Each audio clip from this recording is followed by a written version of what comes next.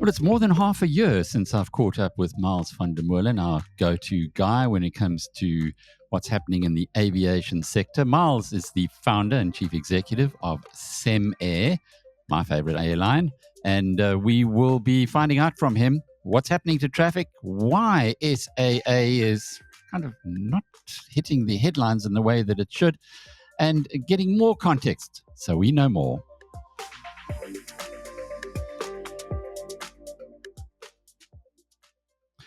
Miles, you've been real busy, and I guess that's why it's taken us so long to do this catch-up, but I'm glad I've managed to, well, not me, but Lucy's managed to nail you down to today. Good to see you.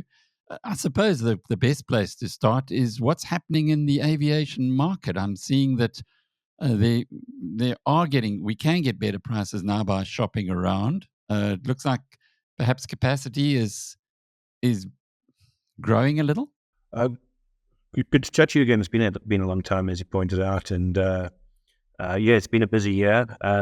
Never a dull moment in aviation, both domestically and globally.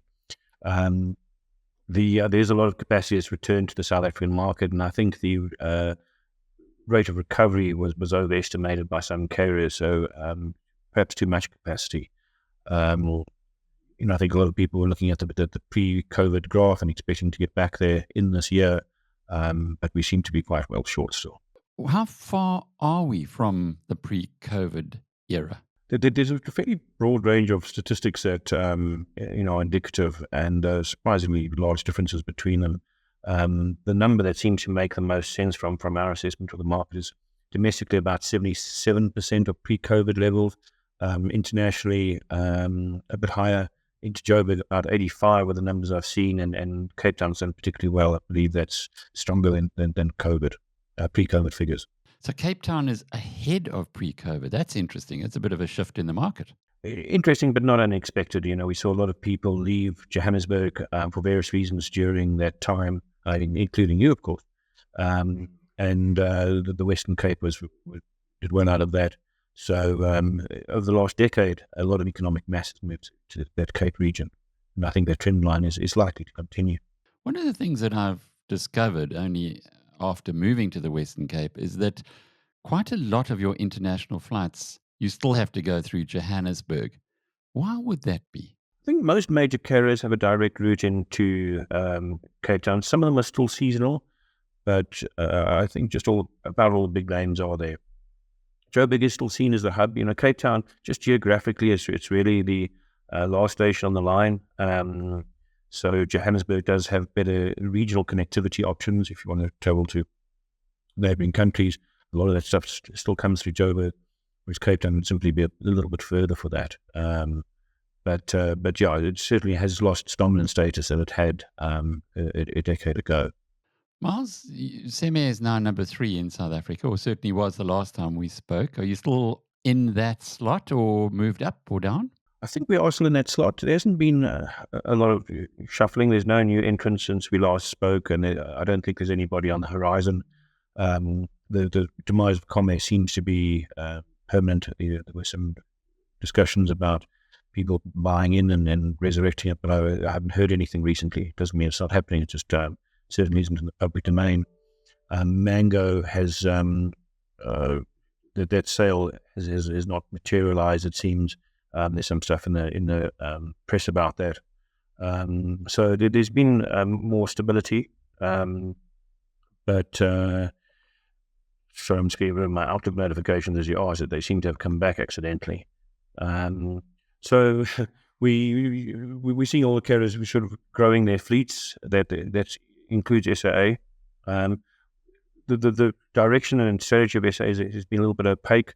Also, their financial performance has not been shared with the public as it should have. So we don't know exactly what's happening there.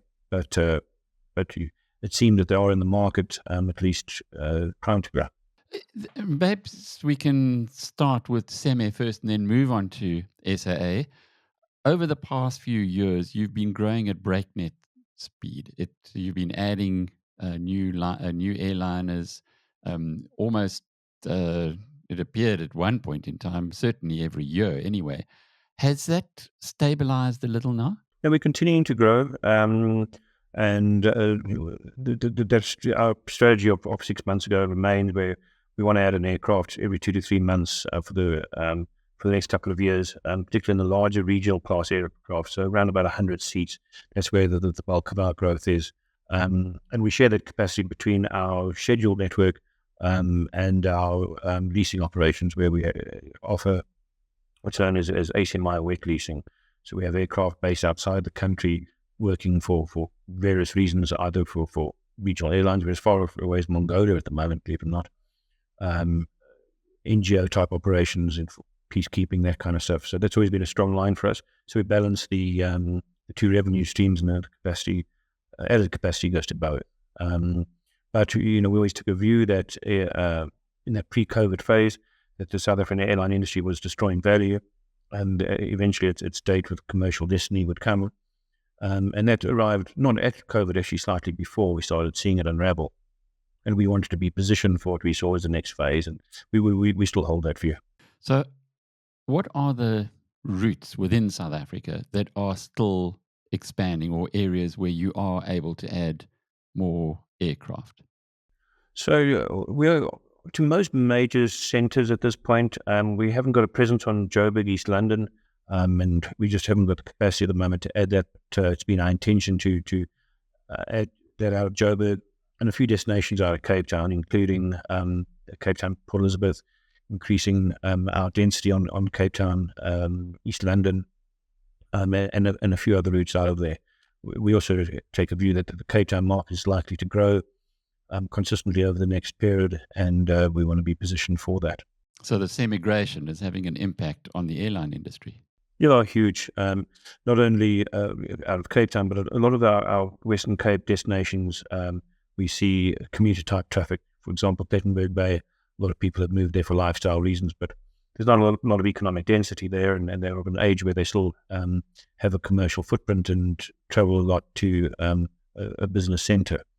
So that's an important sort of passenger line for us. So it's possible now to live in Plet or George or anywhere else, I guess, along the coast, Port Elizabeth, East London, and of course Cape Town, and do quite a lot of work in Johannesburg, the old traditional hub, because the airlines are servicing it to that degree.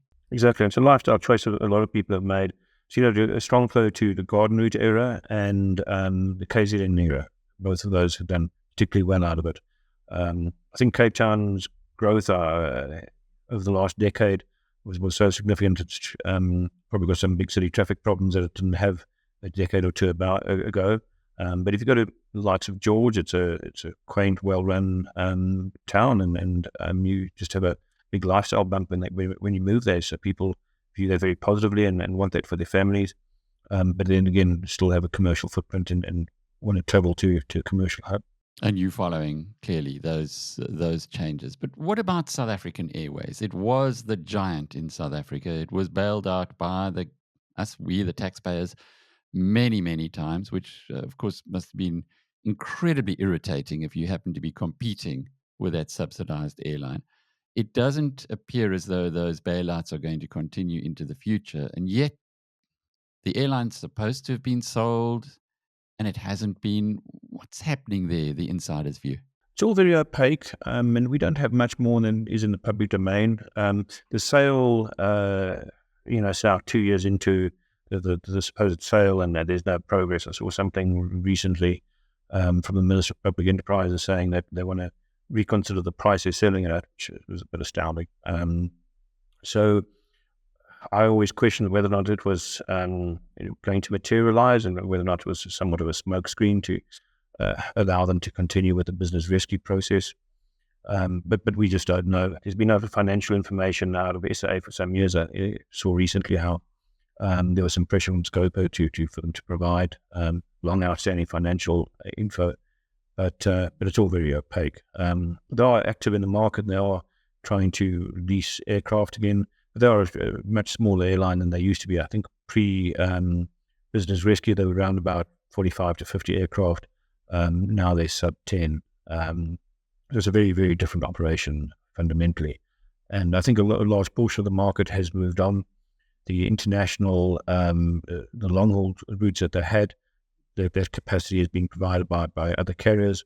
And the regional network they had, which they were very strong on, that too has moved to other carriers. So it's a very different landscape for them. And any significant comeback, I mean, I think the prospects of returning to the former significance is limited. But at the same time, we do see a lot of political support for it. And I think that'll continue into the future. My personal and profound and substantiated view is that they are still receiving external funding, because it's the only way they can keep the wheels turning. But we don't need to base that on other than just a gut feel, I guess. We've seen nothing yet in the national accounts of money going to South African Airways, but I guess there've been so many bailouts that there might still be bits and pieces there. We did in the last phase see non-disclosure items. So money was transferred from Transnet to SAA on some basis, and it came out well after the fact. So we have seen in the past that it hasn't been completely transparent as it should be. That's interesting. And Transnet is now looking for more money, billions and billions, I think over 100 billion that it's looking for. Some of that could find its way to South African Airways as well. As you say, very opaque. What is the story about Brazil? Because if you stand on the outside, we have the BRICS event, and it's a little bit like the politicians saying, well, now we need to open a route to one of our BRICS partners. That's what it looks like from the outside. But from inside, is there a commercial viability in having a connection between South Africa and Brazil? I'm not privy to the rationale of why that route was first. Obviously, they were very vocal about their intention to open a long-haul route. I guess one of the reasons why Brazil may have been attractive is because there's really no connectivity with South America at all. From South Africa, there's no alternate carrier. I think out of Angola, TAG might fly to Brazil. So that may have been something that was attractive. Whereas if you look at the US, the United and Delta have provided a lot of capacity. I mean, they're both effectively double daily into South Africa. Europe, there's an enormous amount of capacity that's been provided. And to compete against that, it wouldn't be easy. I would have thought that Perth would have been high on the list, because at the moment you either need to really travel via the Middle East or via Sydney, which is a long way past. And there's an enormous South African community there. But the decision was Brazil. And now, again, how do we actually make sense of that, given that South African Airways is in the process of being sold, as far as we know, no more bailouts from government. It appears to be very overstaffed. It appears to have relatively few aircraft. So now it's opening a new route to Brazil. I'm just battling as a kind of non-insider to understand what's going on there. Well, as an insider, I battle as well. Traditionally, the airline has made decisions largely on political grounds. We've seen that, and it's quite likely that this is one of those as well, I guess. But it's early days for that route, so it would be difficult to assess whether or not they'll get the following that they hope and need in order to make it sustainable. But it will be an expensive route to run, so certainly the stakes are high. Also, you mentioned about how there's no further bailout. I think every bailout that they've received has come with the phrase that this is the last one. So I'm not sure why the last one would be any different. I don't see that it can operate in its current form without artificial funding from the state, realistically. And if the buyer actually closes on the sale, definitely from them. Interesting stuff. I suppose when you just think about what the politicians do to our national treasury, we had a COVID grant, if you recall, which cost 33 billion rand a year from taxpayers, almost 2 percentage points of VAT, and that should have been for the emergency of COVID. Well, COVID's over, but the grant continues. So it's one of those things, and the ANC says, well, they can't stop the grant, otherwise they'll lose a lot of votes. So clearly a political decision, and it appears as though what you've said to us now, South African Airways as well. But when you're operating in this market, Miles, how do you structure your business given that you've got the possibility of a state-owned or new-owned airline that used to be the dominant player coming back in and potentially with some kind of artificial support continuing into the future? Look, we're still in the honeymoon period, because if you consider the pre-COVID period, it wasn't just SAA with 40-odd aeroplanes. It also was Mango in the low-cost space. There's also SA Express on the route directly competing against us in the regional space. So the total number of seats flown was very high. And at that time, Airlink was nestled very tightly under the umbrella of SAA and operating or selling seats on their code. So, there was the real big monster that we were competing against. So SA with sub-10 aeroplanes is a playing field that is, may not be completely level, but certainly is far more favourable than the headwinds we pushed it up against before. And so where does Cemair go from here? We consolidate in this space. We want to see the global market consolidate. There's still a lot of concerns about deep recession in the Western world. Aviation is an odd game, because you need to make long-term decisions with the market that makes very short-term decisions. But we just want to see the market stabilize domestically and regionally, and continue with a managed growth strategy that we've maintained for the last couple of years. We don't think it's the time to make any bold moves. We're seeing a lot of crew shortages around the world, seeing a lot of very high rates of immigration from South Africa as the concerns grow about the direction. So, we're worried about things like that hampering our progress in the future, and that those mitigations are where a lot of our attention's going. We've heard from construction companies, for instance, that they're worried about the immigration of engineers.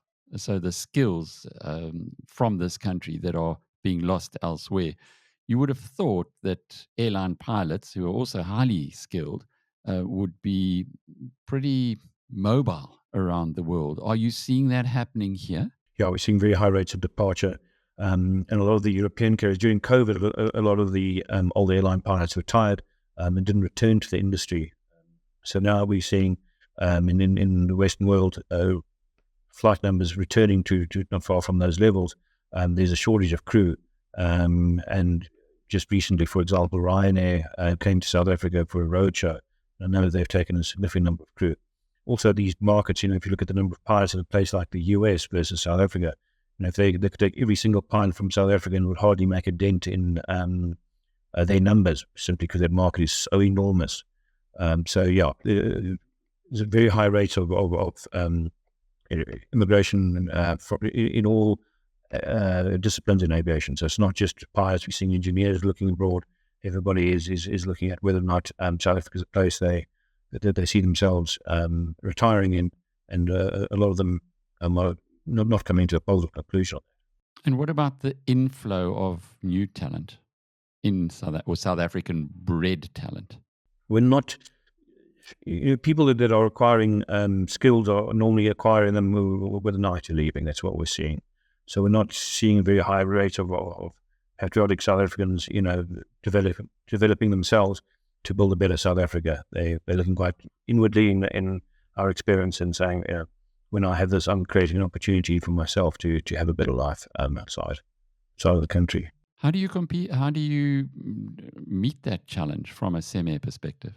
Well, it is difficult. And the guys that hit hardest are the charter market guys, where those crew are normally looking for airline style employment. So we all claw from that market, and they're quite desperately short. But there's not really a lot you can do in the long run. I guess what you end up with is an expat type model which we see across Africa, where the only way you can get people to stay is by throwing higher salaries at them than they could get in a primary market. We aren't there yet, but I think in the next decade we might well get there.